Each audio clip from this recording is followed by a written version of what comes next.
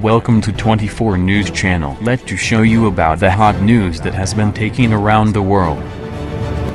Russian lawmakers and officials Tuesday slammed the United States for publishing the so-called Kremlin report listing 210 Russian politicians and businessmen which might become targets of possible new sanctions.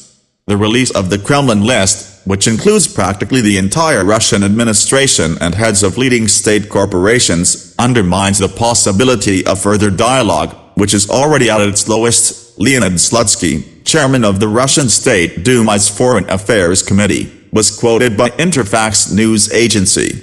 Echoing Slutsky's remarks, First Deputy Chairman of the Federation Council Upper Parliament House's Defense and Security Committee Franz Klintsevich said that the United States have brutally violated all the principles of international relations and made cooperation with Russia practically impossible. This will actually last for a long while.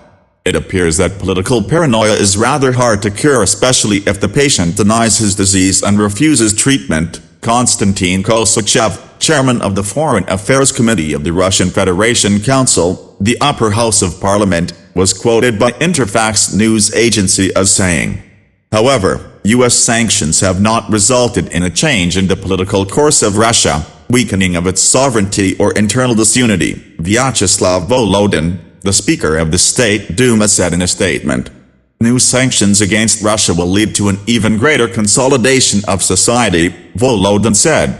Russian Deputy Prime Minister Arkady Dvorkovich said that Russia will monitor the situation and will take necessary measures in response if finds it necessary. At the moment there are no reasons to take actions, he added.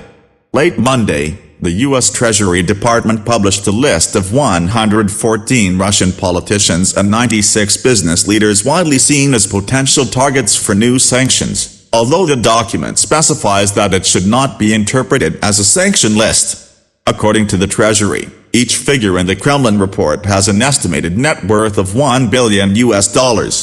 Drafted on the basis of the U.S. legislation 6 months ago, the Kremlin report also has classified annexes, which include individuals with a lower official position or with a net worth below $1 billion, as well as companies with state ownership of at least 25% and with 2016 revenues of $2 billion or more.